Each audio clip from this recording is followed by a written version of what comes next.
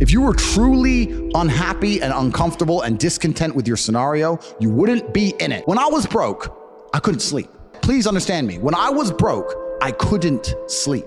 I'd be trying to go to bed thinking, how the fuck these people have Ferraris? I want a fucking Ferrari. I couldn't sleep. The majority of people are just fucking sleepwalking, bro. They have no plan to achieve any of their goals. They don't try very hard at shit. Everything is someone else's fault. And when my ship comes in, don't worry, in a few years, I'm going to be here. How? Just amateur hour bullshit. Yeah. They're not professional at life. You have to be a life professional. And you can't pour from an empty cup. And before you give love to anybody else, you have to truly love yourself. And I think the easiest way to love yourself as a man is to be proud of yourself. And to be proud of yourself, you have to decide who you want to be inside of the metaverse, inside of the matrix. You have to decide the character you want to be and try your best to achieve it. Why do you think people struggle with being proud of themselves? I think because they know they're failing. I think that most people failing in life know very well they're failing. And it doesn't matter what avatar you decide to absorb or who you decide to be. You can decide to be it, and you know true in your heart if you're giving 100% of your energy towards becoming it or not. Doesn't matter if you want to become a famous musician, doesn't matter if you want to call a bodybuilder, doesn't matter if you become a pro fighter, doesn't matter what you want to be, you know in your heart if you're actually trying or not. You have to decide what you want to be and try and become it. And a lot of the people who are genuinely unhappy or miserable in their hearts know they're not trying that hard. Successful is all about self-definition. You have to decide who you want to be. And if you wanted to be Joe Schmo and you pull it off, then you'll be a pretty happy, content person. To decide who you want to be. I think the people who are miserable, it's the gap between their expectations and their reality. That's where the misery lies. Yeah. My expectations were always enormously high.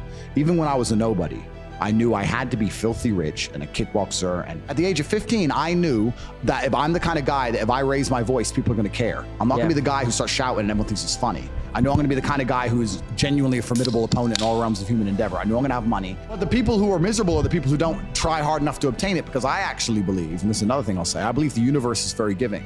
I think the universe and God himself is very giving. I've yet to meet somebody in all my years who is genuinely giving 100% of themselves day after day, doesn't snake anyone, firm handshake, look you in the eye, doesn't lie to nobody, and tries 100% who doesn't get what they want. I've never seen it.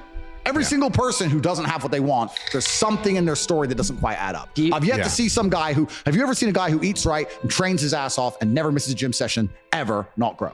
No, ever. No, never. Not ever. What? That's the way the universe works, right? So if you're truly about it and you're truly trying your absolute best, you're going to do it. And that's what I believe. I believe the universe is extremely giving. So when I meet somebody and they go, I really wanted this and I don't have it, I say, you didn't really want it. You're a liar.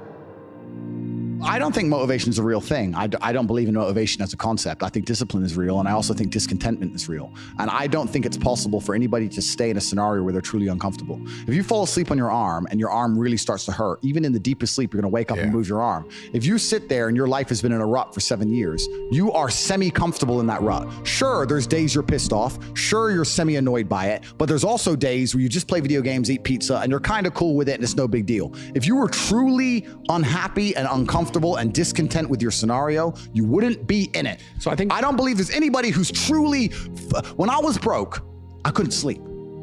Yeah. I'm not saying that, please understand me. When I was broke, I couldn't sleep. I'd be trying to go to bed thinking, how the these people have Ferraris? I want a fucking Ferrari. I couldn't sleep. You need to, as a man, adopt the mindset that absolutely everything that happens to you is completely and utterly your fault, whether it's good or bad. And most men don't have that. Most men don't have that. When they ban me across all social medias and lie about me, I'm sitting there going, this is my fault. All of this is me. I got here. It's my fault. I'm not going, that was unfair. It was orchestrated, because that is not helpful. So it's accountability. It's 100% accountability in all things. But also when I go out there and I start the Bugatti, it's like, that's me. This is my fault. The car is my fault, and the big house is my fault, and everything that ever goes wrong is my fault. And the failures. Yeah, absolutely. You have to take complete and utter accountability for everything. You can't make excuses ever. Yeah. There's never an excuse. And you're right. People try and put things on the outwards on the outside.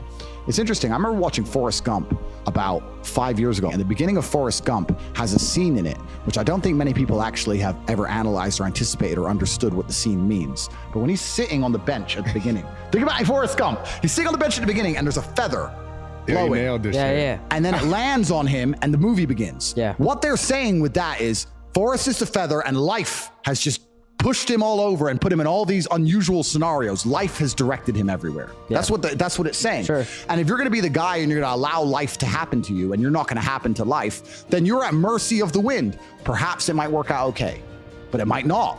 right? So you have to be the guy who goes, okay, the wind's blowing in this direction. F them. I'm doing this. You have to come to life. You can't let life come to you, because if you let life come to you, then you're going to be living inside of a matrix and a system which is designed not for you to live your best life. It's designed for you to comply. As a man, you can be anything you decide you want to be. That's the beauty of being a male. You can build your character completely from the ground up, just like a video game. Every single thing about me that people respect, I built. I was not born a world champion kickboxer. I was not born this intelligent or intellectual.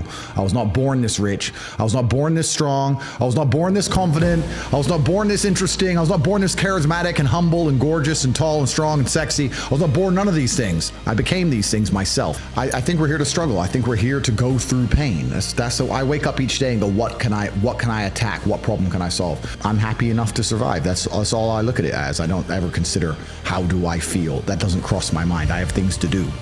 I have things to do. When I speak to men, they say I'm unhappy or I need to be happier. I think that's absolutely the wrong frame of life. You're a man, you have duty, you have honor, you have things you should be doing regardless of how you feel.